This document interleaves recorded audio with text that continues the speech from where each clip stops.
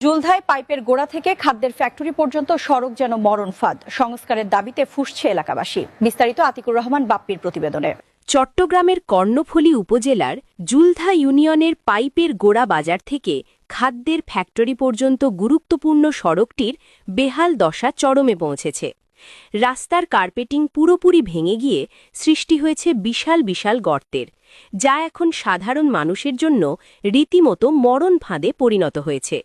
দীর্ঘদিন সংস্কার না হওয়ায় এই পথে চলাচল করতে গিয়ে নাভিশ্বাস উঠছে এলাকাবাসীর।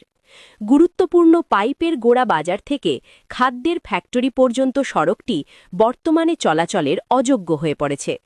দীর্ঘ সময় ধরে সংস্কার না হওয়ায় রাস্তার কার্পেটিং উঠে গিয়ে সৃষ্টি হয়েছে বড় বড় গর্তের, ফলে এই সড়ক দিয়ে চলাচল করতে গিয়ে প্রতিনিয়ত চরম ভোগান্তির শিকার হচ্ছেন সাধারণ মানুষ।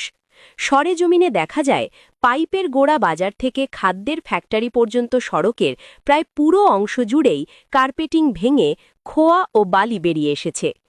অনেক জায়গায় রাস্তার মাঝখানে গর্তের সৃষ্টি হওয়ায় হালকা বা মাঝারি বৃষ্টি হলেই সেখানে পানি জমে থাকে। এতে সাধারণ পথচারী ও যাত্রী সাধারণকে কাদা পানি মারিয়ে যাতায়াত করতে হচ্ছে। বিশেষ করে স্কুল কলেজগামী শিক্ষার্থী, অসুস্থ রোগী এবং খাদ্যের ফ্যাক্টরিগামী শ্রমিকদের ভোগান্তি চরমে পৌঁছেছে। স্থানীয় বাসিন্দারা অভিযোগ করে বলেন, কার্পেট উঠে গিয়ে রাস্তাটি এখন মরণ ফাঁদে পরিণত হয়েছে। রিকশা বা সিএনজি চালিত অটোরিকশাগুলো এই পথ দিয়ে আসতে চায় না, আর এলেও কয়েক গুণ বেশি ভাড়া দাবি করে। কেউ কেউ বলছেন, রাস্তাটির সংস্কার কাজ শুরু হয়েও মাঝপথে বন্ধ হয়ে যাওয়ায় এই অবস্থার সৃষ্টি হয়েছে। সড়কটি মূলত এলাকার একটি ব্যস্ততম সংযোগপথ। এর পাশেই অবস্থিত গুরুত্বপূর্ণ খাদ্যের ফ্যাক্টরি। প্রতিদিন শত শত মানুষ এই পথে যাতায়াত করেন। কিন্তু রাস্তার এই কঙ্কালসার দশার কারণে পণ্যবাহী ট্রাক চলাচলেও বিঘ্ন ঘটছে, যার প্রভাব পড়ছে স্থানীয় অর্থনীতিতেও। কর্তৃপক্ষের দৃষ্টি আকর্ষণ। এলাকাবাসীর দাবি, অবিলম্বে যেন এলজিইডি বা সংশ্লিষ্ট কর্তৃপক্ষ এই সড়কের সংস্কার কাজ শুরু করে এবং বর্তমান ঠিকাদার বা দায়িত্বপ্রাপ্তদের জবাবদিহিতার আওতায় আনে। সাধারণ মানুষের একটাই দাবি, যাতায়াত সুবিধা নিশ্চিত করতে দ্রুত কার্পেটিং করে রাস্তাটিকে চলাচলের উপযোগী করা হোক। নষ্ট হয়ে যেতে, পরিবেশ দোয়ানদান দুলো করতেছে, বাড়িঘর দুলো করতেছে, তারপরে প্লেটটার ব্যবহার আরো সমস্যা হচ্ছে। গাড়ি চলতে, বাড়ি গাড়ি ওইগুলো আটা আটা পরিষ্কার বালু করে বলছে।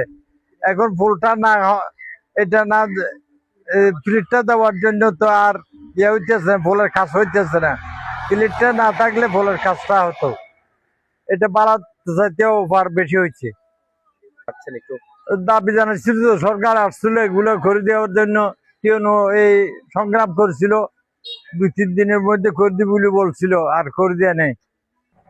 আমরা এখানে রমজান মাসে এই সিএনজি নিয়ে কোন রকম দিন পার করে গাড়ি চালাতে পারতেছে না।